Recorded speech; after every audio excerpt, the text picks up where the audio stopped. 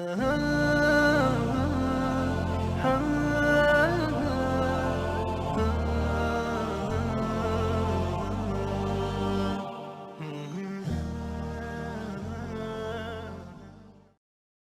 امتوں کو 2 نمازیں، ہمیں 5۔ پہلی امتوں کی مسجد کوئی نہیں، ہماری مسجد۔ پہلی امتوں کی اذان کوئی نہیں، ہمیں اذان ملی۔ اور اذان اتنا بڑا عمل بنا دیا میرے نبی نے کہ آپ نے فرمایا کہ اذان دینے والا قیامت کے دن سب سے اونچے مقام پر کھڑا ہوگا۔ حضرت علی فرمایا کرتے تھے کاش میں اللہ کے نبی سے حسن حسین کے لیے مسجد نبوی کی اذان مانگ لیتا، یہ حضرت علی فرمایا کرتے تھے۔ اور جنگ قادسیہ میں مؤذن زخمی ہو گیا تو اذان دینے کے شوق میں سردار آپس میں الجھ گئے، کہتا میں دوں گا، کہتا میں دوں گا۔ پھر قرہ اندازی ہوئی جس کا نام نکلا اس نے اذان دی۔ حضرت عمر فرمایا کرتے تھے اگر میں امیر المومنین نہ ہوتا، اگر میں خلیفہ وقت نہ ہوتا تو میں مسجد نبوی کا مؤذن بننا پسند کرتا۔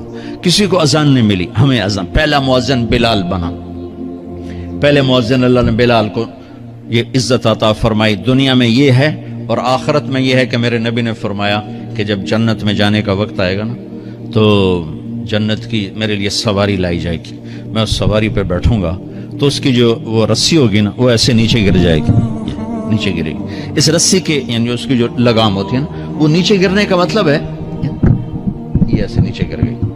اب نیچے گرنے کا مطلب ہے کہ اس کی ڈرائیونگ میرے نبی نے نہیں کرنی، کوئی آنے والا ہے، کوئی ڈرائیور آنے والا ہے جو رسی پکڑ کے چلے گا، کوئی کوچبان آنے والا ہے جو اس کو پکڑ کے چلے گا۔ رسی کا گرنا ایک انڈیکیشن ہے کہ کوئی نصیب والا اب آئے گا۔ جب آپ کی سواری کھڑی ہوگی، رسی نیچے ہے، تو اب سب کی گردنیں ایسے ہوں گی، کون، سب قیاس کر رہے کون کون کون۔ اللہ کی طرف سے اعلان ہوگا بلال کو بلایا جائے، بلال بلال۔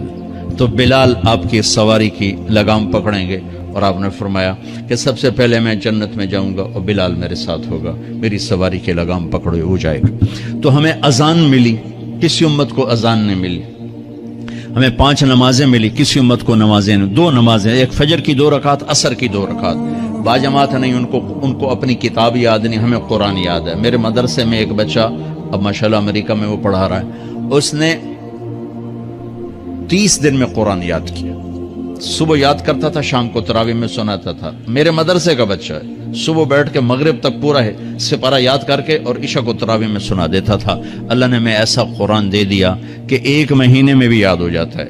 3 دن میں بھی ایک بزرگ نے یاد کیا، 3 دن میں قرآن یاد کیا۔ اللہ نے ہمیں قرآن کی دولت عطا فرمائی، پڑھنے کے لیے 5 نمازیں عطا فرمائی، تہجد کی نماز عطا فرمائی، اوابین کی نماز دی، اشراق کی نماز دی، چاشت کی نماز دی۔ نماز کے کتنے دروازے کھول دیے۔ اور میرے نبی کی آخری نصیحت تھی میری امت نماز نہ چھوڑنا، نماز نہ چھوڑنا، نماز نہ چھوڑنا۔ اور اس 14 صدی میں کوئی موقع ہے نماز چھوڑنے کا تو وہ میرے نبی کے نواسے کی کربلا کا ہے کہ جب ظلم بھی انتہا پر تھا اور مظلوم بھی اپنی آخری حدوں پر تھا، اور کائنات نے نہ ایسا ظلم دیکھا، نہ ایسے مظلوم دیکھے، نہ ایسی پاکیزہ ہستیاں دیکھی، نہ ایسے درندے دیکھے۔ تو سورج ڈھلا، نماز کا وقت ہوا ہے، تو آپ نے سبحان اللہ، آپ نے زہیر سے فرمایا کہ شمر سے کہو نماز پڑھنے دے۔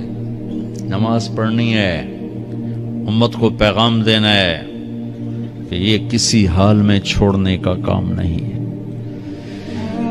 تو انہوں نے آگے بڑھ کے شمر سے کہا نماز پڑھنے دو، انہوں نے کہا نہیں، نماز نہیں پڑھنے دیں گے، ہماری تلوار چلے گی۔ انہوں نے واپس آ کر کہا جی وہ کہہ رہے ہیں ہم جنگ نہیں روکیں گے، تلوار چلے گی۔ تو پھر یہ نہیں فرمایا اچھا چلو ٹھیک ہے سر دیو، فرمایا اچھا آدھے نماز پڑھو آدھے جنگ کرو۔ آدھوں نے نماز پڑھی، آدھوں نے جنگ کی۔ پھر انہوں نے جنگ کی اور پہلوں نے نماز پڑھی، اور عصر سے پہلے سب کے سر کٹ کے نیزوں پہ چڑھ گئے۔ یہ وہ ہستیاں ہیں